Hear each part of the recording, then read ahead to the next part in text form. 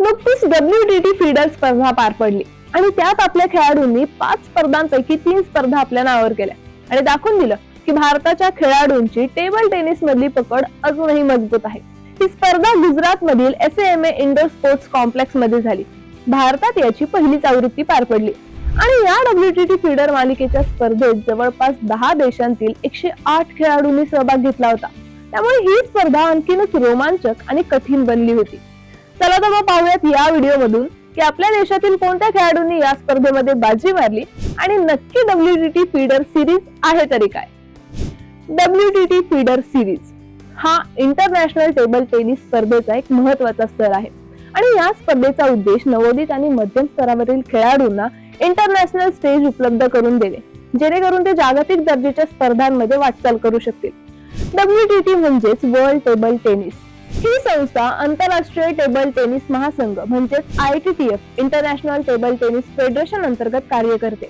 2021 पासून ITTF ने world table tennis स्पर्धेची नव्याने रचना केली आणि त्यातून WTT ही व्यावसायिक आणि आधुनिक स्पर्धा सिस्टीम अस्तित्वात आली. याच सिस्टीम मधील एक इम्पॉर्टंट फॅक्टर म्हणजे WTT feeder series. WTT feeder series ही मुळात एंट्री लेवल इंटरनॅशनल कॉम्पिटिशन मानली जाते आणि या स्पर्धा प्रामुख्याने अशा खेळाडूंसाठी असतात जे अजूनही जागतिक क्रमवारीमध्ये वरच्या स्थानावर नाहीयेत, पण इंटरनॅशनल लेवलवर ते स्वतःला प्रूव्ह करण्याचा प्रयत्न करत आहेत. या सिरीजमुळे खेळाडूंना WTT रँकिंग पॉइंट्स मिळवण्याची संधी मिळते, जे पुढे WTT कंटेंडर, स्टार कंटेंडर आणि कॉम्पिटिशन साठी मोठ्या स्पर्धांमध्ये खेळण्यासाठी खूप आवश्यक असतात. आणि या स्पर्धा वर्ल्ड टेबल टेनिस या संस्थेद्वारे आयोजित केल्या जातात आणि राबवल्या जातात.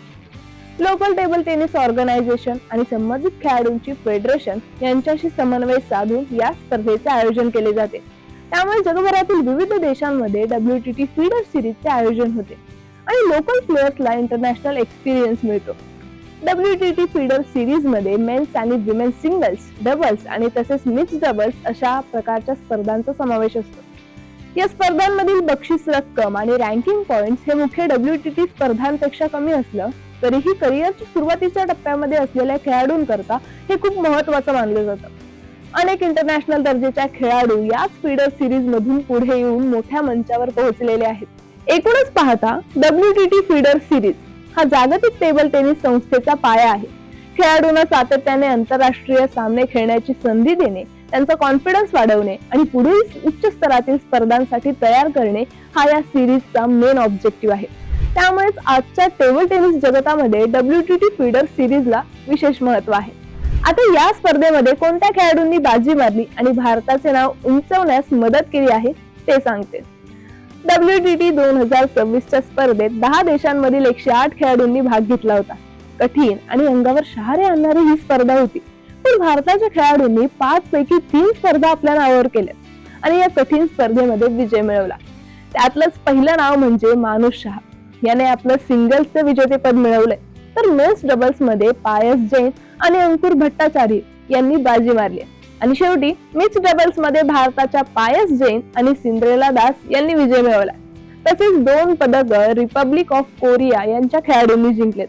तर सिंगल्स, डबल्स आणि मिक्स या तिन्ही प्रकारात भारताच्या खेळाडूंनी आपली चमक मात्र दाखवून दिली. त्यामुळे नक्कीच हा विजय येणाऱ्या काळासाठी आणि आगामी स्पर्धेसाठी त्यांच्यासाठी मोलाची कामगिरी करणार आहे.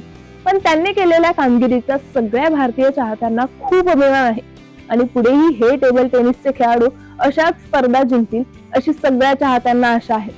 आणि अशाच क्रीडाविषयक ट्रेंडिंग अपडेटसाठी सबस्क्राईब करा AGC स्पोर्ट्सला.